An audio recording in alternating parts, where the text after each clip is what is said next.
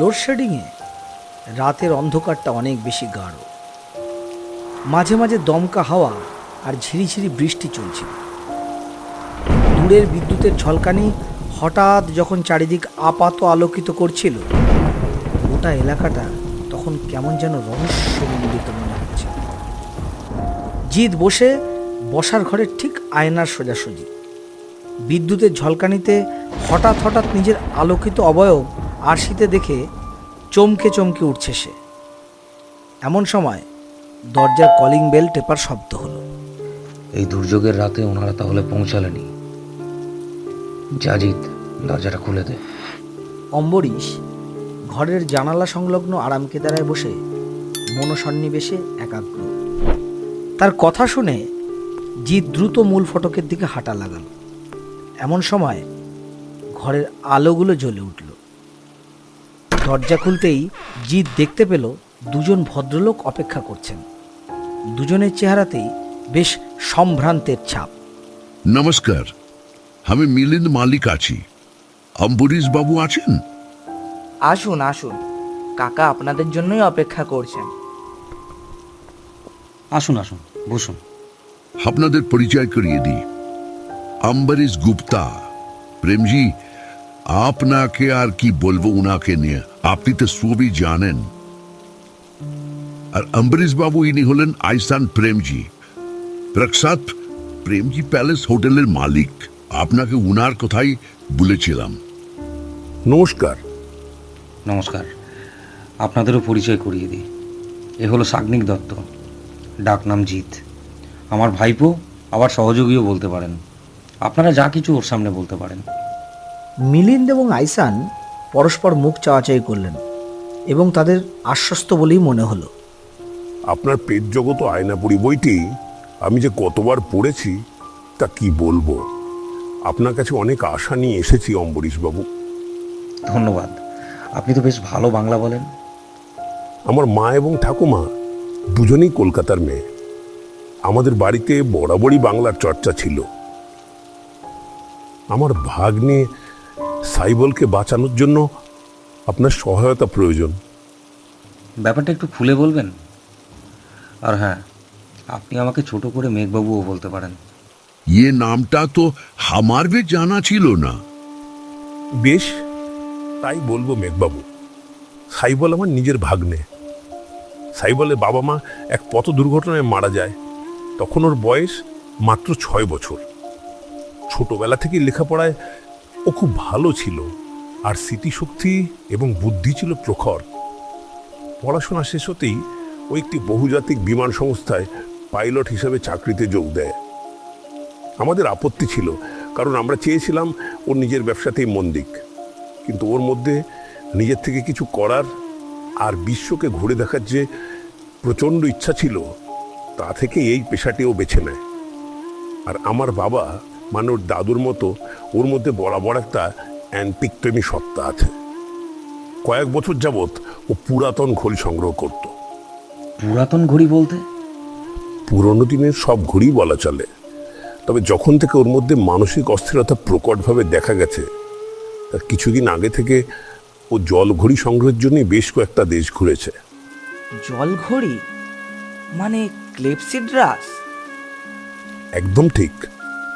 তারপর গত 2 বছর যাবৎ ও নিজেকে ঘরের মধ্যে বন্দি করে রাখতে চায়, আর বাইরে আসলেই আকাশের দিকে চেয়ে থাকে। হঠাৎ করে চাকরিটাও ছেড়ে দিল। নিজের মনে একা একা কি সব বিড়বিড় করে। সাইকিয়াট্রিস্ট, টেলিপ্যাথি এক্সপার্ট, অ্যাস্ট্রোলজার, তান্ত্রিক সবার কাছে গিয়েছি, কোনো সুরাহা মেলেনি। পৈতৃক ব্যবসাতেও ওর কোনোদিন ইচ্ছা ছিল না। আমরা চেষ্টার কোনো ত্রুটি রাখিনি। মিলিন্দির কাছে আপনার পেট চর্চা ও অতিজাগতিক গবেষণা নিয়ে বারবার শুনেছি, আমি পড়েওছি। সাইবলের বিষয়টা নিয়ে যদি সম্ভব হয়, প্লিজ প্লিজ একবার দেখুন মেঘবাবু। আচ্ছা, সাইবলের এখন বয়স কত? সবে 38 পূর্ণ করেছে। ওনার ঘরে সম্প্রতি আপনি ঢুকেছিলেন? না, সেভাবে প্রত্যহ যাওয়া হয় না। সপ্তাহ 2 আগে ওর সাথে কথা বলতে ওর ঘরে ঢুকেছিলাম। কেন বলুন তো? আচ্ছা, ওনার ঘরে বিশেষ কোনো লেখা বা বিশেষ কোনো ছবি যা নতুন বা কয়েক বছরের মধ্যে লাগানো হয়েছে? না তো, সেভাবে কিছুই চোখে পড়েনি।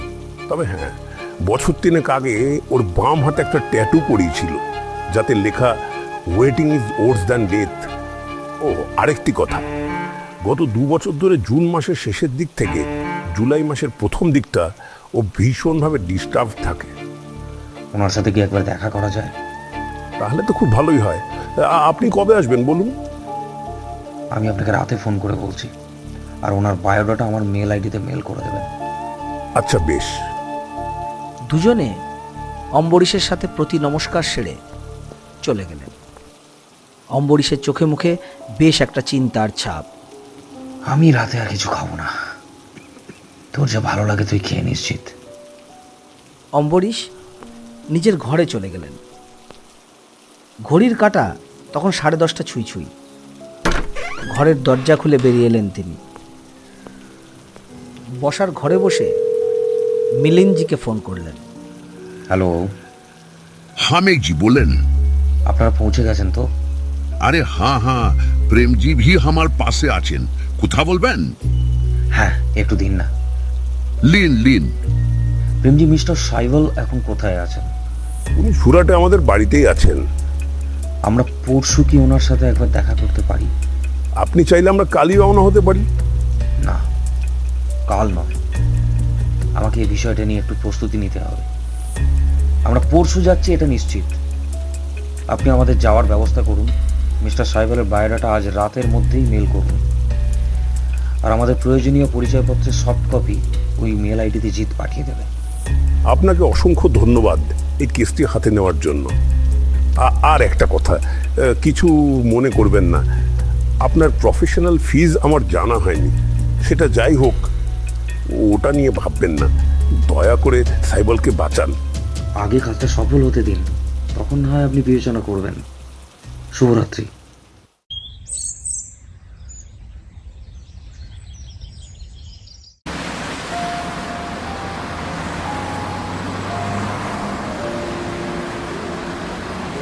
সুরাটে পৌঁছে গাড়ি থেকে নেমে জিৎ আশ্চর্য চোখে প্রেমজি প্যালেসকে দেখছিল।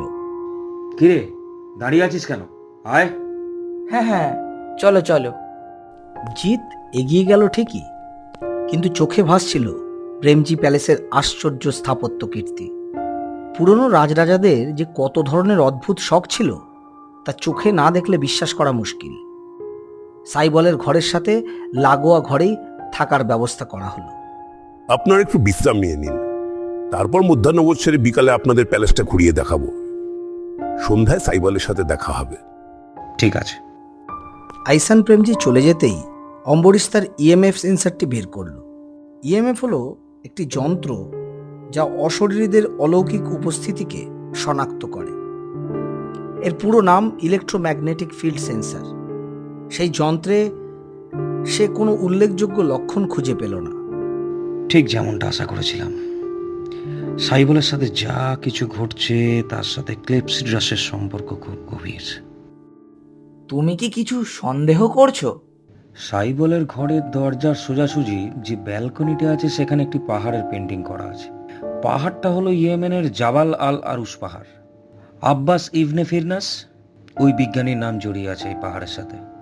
ফিরনাস ছিলেন স্পেনের অধিবাসী। তার মাথায় ওই সব সময় পাখির মতো কি করে উড়ে এক জায়গা থেকে অন্য জায়গায় যাওয়া যায় এসব মাথায় ঘুরতো। আর সাইবলও তার পাইলট জীবনের বেশ কয়েকটা বছর স্পেনে কাটিয়েছে।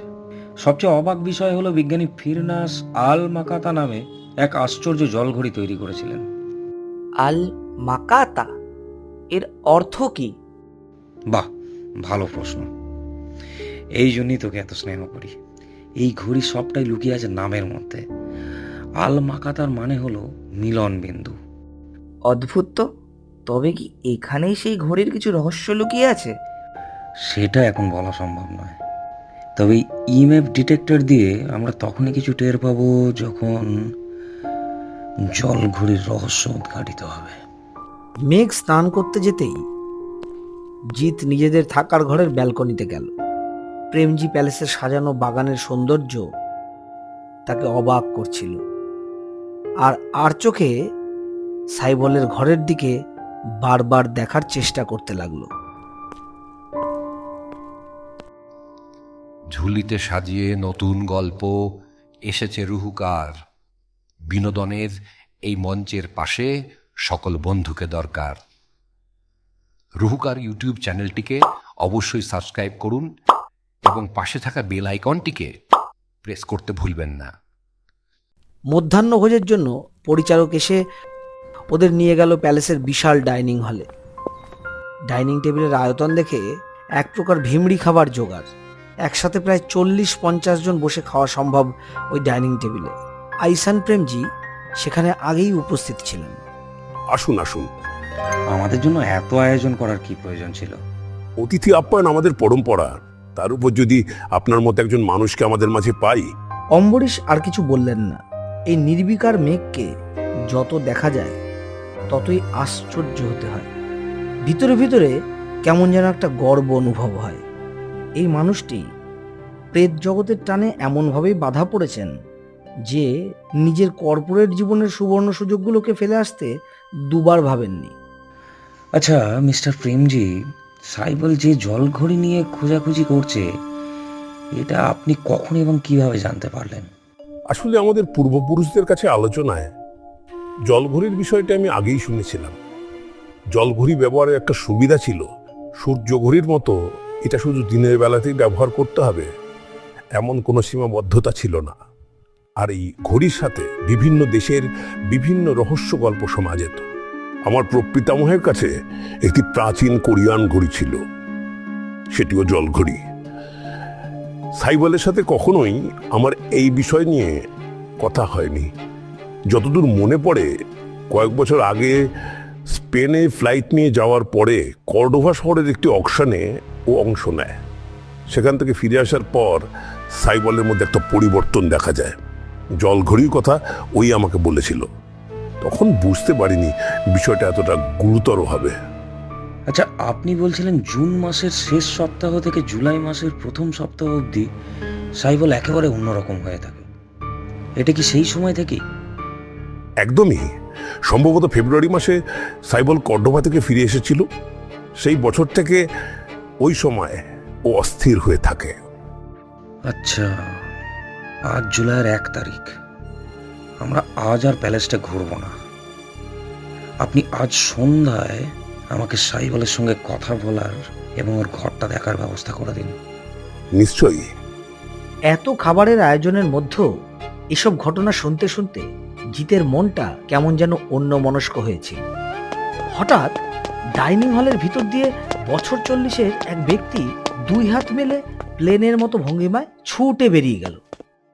এই কি আছিস? মেইন গেটটা কেন বন্ধ রাখে বলে দে। মেঘবাবু, এই হলো সাইবল।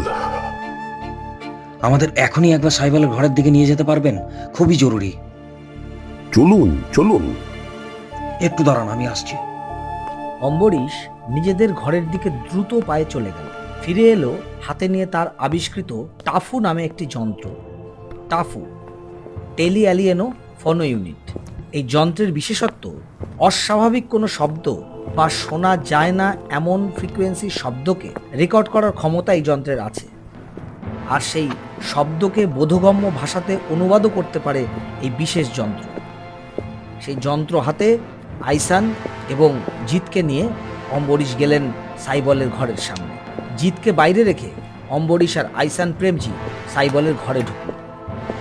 মিনিট 10-এর মধ্যেই দুজন বেরিয়ে এলেন এবং যে যার ঘরের দিকে চলে গেলেন।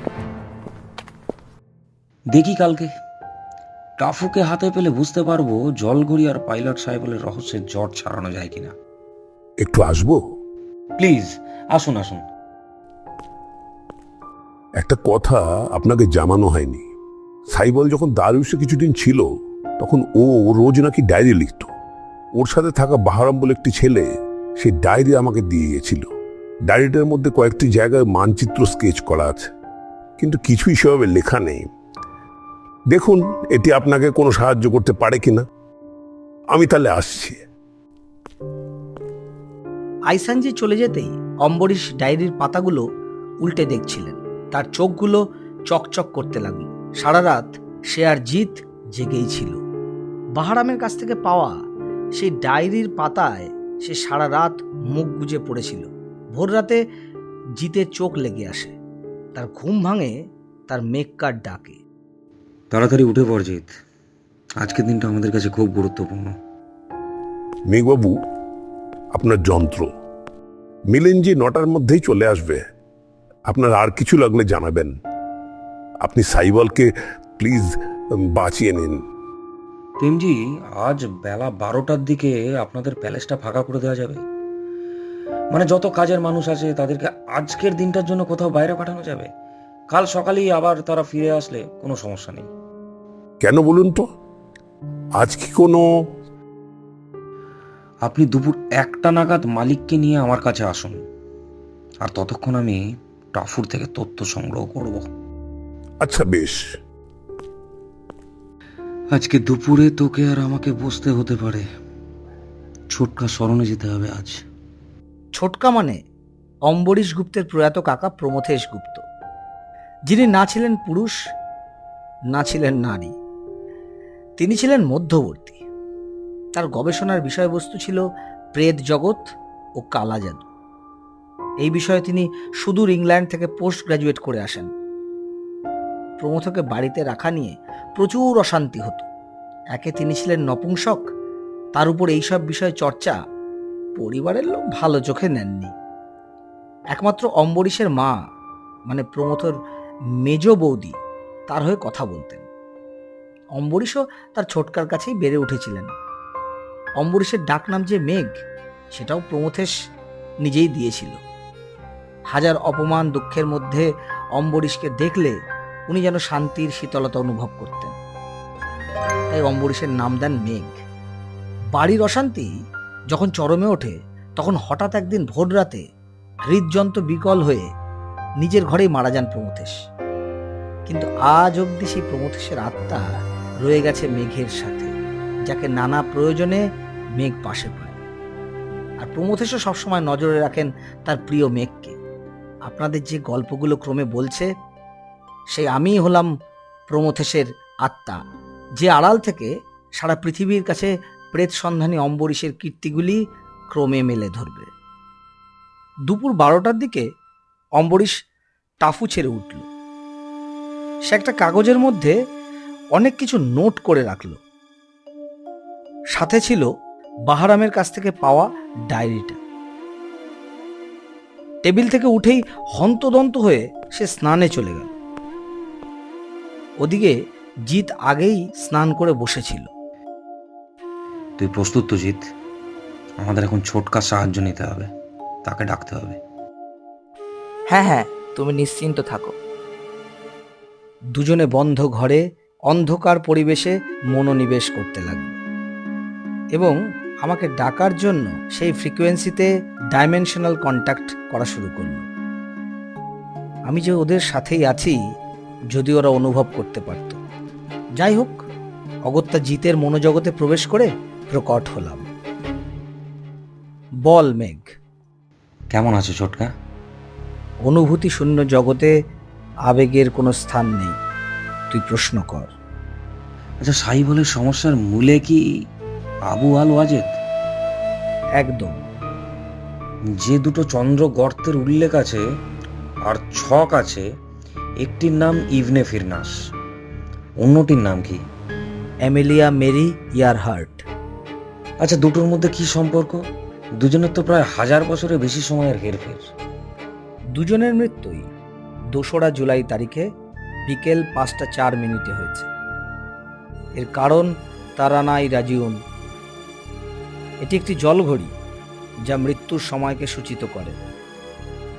এই ঘড়িতেই আবু আল ওয়াজেদের আত্মা মৃত্যুর পরে স্থান নিয়েছে। সাইবল এই ঘড়ি কবলে কি করে এলো? সাইবলকে আল ওয়াজেদ কি না নিয়ে যাবেই না? সাইবল তার মৃত বাবা মার সাথে সংযোগ আর যোগাযোগের চেষ্টা থেকেই এই ঘড়ির খবর পায়। তারপর সন্ধান আর যাবতীয় বিপত্তি। এই দুনিয়ার সবই আপেক্ষিক পরিস্থিতি নির্ভর। বুদ্ধির জোরে আর ভাগ্যের সহায়তা পেলে অনেক কিছুই সম্ভব।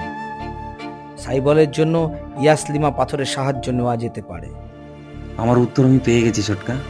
তোমাকে প্রণাম। সাথে থেকো ছোটকা। ভালো থাকিস সবাই। জিৎ ক্রমশ জ্ঞান হারালো। মেঘ তাকে কোলে করে শুইয়ে দিল পাশের বিছানায়। কিছুক্ষণ পর মিলিন্দ এবং আইসান প্রেমজি মেঘের ঘরে এসে হাজির। ঘড়ির কাঁটায় দুপুর 1:45। জিতও ধীরে ধীরে স্বাভাবিক হয়ে উঠেছে। আপনার কথা মতো প্যালেসের সকল কর্মচারীকে আজ ছুটি দিয়ে দিয়েছি। প্যালেস আজ সম্পূর্ণ ফাঁকা, শুধু সিকিউরিটি 2জন রয়ে গেছে। একজন বহু পুরানো আর একজন নতুন, মাস 3 ধরে কাজ করছে, তবে ওরা প্যালেসের এদিকে আসে না। ঠিক আছে, সাইবল এখন কোথায়? সাইবলকে ঘুমের ওষুধ দিয়ে ঘুম পাড়িয়ে দিয়েছি, আপনি যেমন বলেছিলেন। এখন ঘরেই ঘুমাচ্ছে। আমাদের এখনই ওর ঘরে যেতে হবে। ওর হাত পা খাটের সাথে বেঁধে আমরা ওর খাটকে ইয়েসলিমা পাথর দিয়ে ঘিরে দেব। জিৎ, ইয়েসলিমা পাথরের ব্যাগটা নিয়ে চল। হ্যাঁ, চলুন। हाँ चलिए चलिए।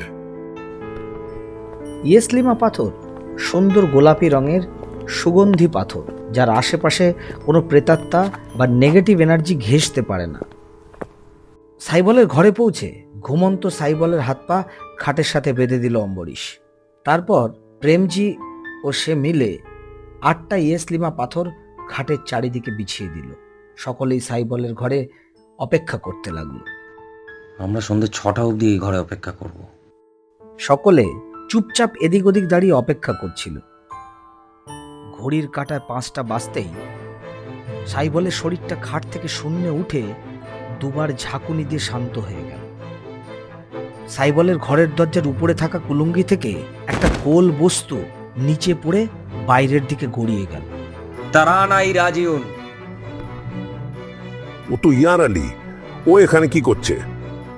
স্টপ স্টপ, আইসে স্টপ। ইয়ার আলী প্রেমজি প্যালেসের সেই নতুন দারোয়ানটি। সে কোনো কথার তোয়াক্কা না করে দৌড়ে চলে গেল প্যালেসের ছাদে ওঠার সিঁড়ি ঘরে। সকলে তার পিছু করল। ছাদে এসে 3জনেই দেখতে পেল সেই ইয়ার আলী বস্তুটি হাতে নিয়ে ছাদ থেকে ঝাঁপ দিল আর হাওয়াতে মিলিয়ে নিখোঁজ হয়ে গেল চিরতরে। ইয়ার আলী আর কেউ নয়, ছদ্মবেশে আসা বাহারাম। কি বলছেন আপনি? আপনাদের সাইবল এখন বিপদমুক্ত। রাতে সব বলছি আপনাদের। ইয়ার আলী নিখোঁজ হয়ে যাওয়া নিয়ে পুলিশে একটা জিডি করে দেবেন প্রেমজি। এখন একটু ঘরে কিছুক্ষণ একা থাকতে চাইছি। জিৎ, আমাদের সব যন্ত্র আর লাগেজ গুছিয়ে নে। কালকে আমরা রওনা হব। কালকেই বাড়ি ফিরবো? আরে, কাল আমরা দ্বারকা আর গান্ধী আশ্রমের দিকে রওনা হব। একটু ঘুরে তারপর ফিরবো। ছোটদার জন্য তোমার মন খারাপ, তাই না মেক্কা? মেক্কা চুপ করে রইলেন। রাতে আজ প্রেমজি প্যালেস হোটেল থেকে খাবার আনানো হয়েছে। পরিবেশনে হোটেলের 2জন কর্মচারী। খাবার টেবিলে মেঘ বলা শুরু করলো। আইসানজি, সাইবলের মধ্যে পরলোকের সাথে যোগাযোগ করার একটা ঝোঁক হয়তো ছোটবেলা থেকেই ছিল। বাবা মাকে অনেক ছোটবেলায় হারিয়ে ফেলেছিল বলে। স্পেনের কর্ডোবা শহরের অকশনে অংশ নেবার পর থেকে আল মাকাতা জলঘড়ির স্রষ্টা ইবনে ফিরনাসের অজানা আর এক সৃষ্টি তারানা ই রাজিউনের জন্য সে উন্মাদ হয়ে উঠেছিল। কিন্তু সাইবল এটা জানতো না যে সেই ঘড়ির মধ্যে প্রখ্যাত আন্দলুসীয় জাদুঘর আবু আল ওয়াজেদের আত্মা আশ্রয় নিয়েছিল। বিজ্ঞানী ইবনে ফিরনাস যে মানুষের এক জায়গা থেকে অন্য জায়গায় উড়ে যাওয়ার স্বপ্ন দেখতেন না, তার পরীক্ষা নিরীক্ষা করতে বহু মানুষের মৃত্যু হয়েছিল, কিন্তু তিনি তার স্বপ্নে মশগুল ছিলেন। ফিরনাসের উক্তি, waiting is worse than death, খেয়াল করেছেন? সেটা কি সাইবল ট্যাটু করেছিল। আবুল মাজেদ নামে একজন ছিলেন ফিরনাসের সহযোগী, যিনি বহু মানুষকে প্রলোভন দেখিয়ে মৃত্যুর মুখে ঠেলে দিয়েছিলেন। শেষে আবু আল ওয়াজেদ নামে একজন কালা জাদুর ওস্তাদকে তিনি নিয়ে আসেন ফিরনাসের পরীক্ষার জন্য। ইয়েমেনের জাবাল আল আরুস পাহাড় থেকে পড়ে তারও মৃত্যু হয়। সেই সময় আবুল মাজেদের কাছে থাকা তারানা ই রাজিউন ওই জলঘড়িতে ওয়াজেদের আত্মা আশ্রয় নেয়। কিছুদিন পর পাহাড় থেকে পড়ে মাজেদেরও কিন্তু মৃত্যু হয়। তারানাই রাজিউন 3 টুকরো হয়ে যায়। ফিরনাস মাজেদের মৃতদেহ থেকে একটি টুকরো পান, আর বাকি দুটো অংশ কিন্তু নিখোঁজ ছিল। দ্বিতীয় অংশ পেয়েছিলেন মেরি ইয়ারহার্ট নামের একজন মহিলা পাইলট। দুজনেরই মৃত্যু হয় 2রা জুলাই ঠিক বিকেল 5:04। আর তৃতীয় অংশ সাইবল জোগাড় করেছিল, আর তার সব ঘটনা বাহারাম জানত। তবে ওর লোভ ছিল এই অ্যান্টিক দ্রব্যে, তাই সে সাইবলের ডায়েরি দিয়ে বাড়ির খবর নিতে এসেছিল। ডায়েরিটা ওর নিজেরই ছিল, যার মধ্যে ও যে এই ঘড়ি নিয়ে খোঁজ করেছিল সেটা স্পষ্ট হয়ে গেছে। আর ওই ডায়েরিতে অনেক গুপ্তধনের সম্ভাব্য নকশাও আছে। বাহারাম ওই ঘড়ির লোভে ছদ্মবেশে এই বাড়িতে কাজ নেয়, আর আমার টাফু যন্ত্রে ওয়াজেদের নাম আর আন্দলুসীয় ভাষায় তার কথা রেকর্ড হয়েছে। আর তার সাথেই একটা অচেনা আওয়াজ শোনা যাচ্ছিল, যা ঘরের আশেপাশেরই ছিল। একদম বুঝে উঠতে পারেনি যে ওটা বাহারামেরই হবে বলে, কিন্তু আল ওয়াজেদের আত্মা আজ নিয়ে গেল বাহারামকে। বাহারামের লোভই বোধহয় বাঁচিয়ে দিল সাইবলকে। কি বলে যে আপনাকে ধন্যবাদ দেব, আপনি জিনিয়াস। এই খামে একটা সই করা ব্ল্যাঙ্ক চেক আছে, আপনি না করবেন না প্লিজ। আমি আপনার থেকে কিন্তু আরেকটি জিনিস চাই। কি বলুন? নিশ্চিতভাবে দেব।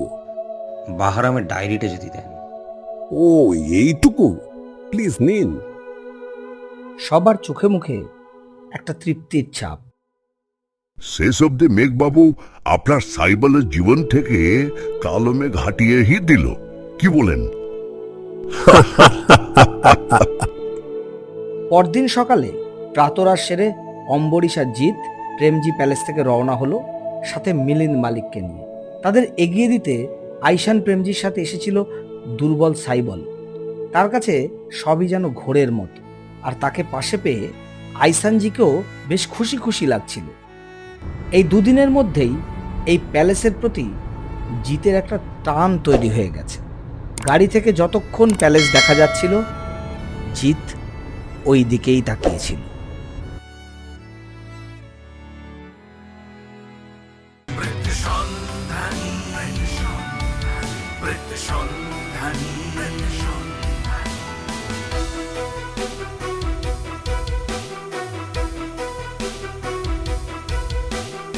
প্রেত সন্ধানী।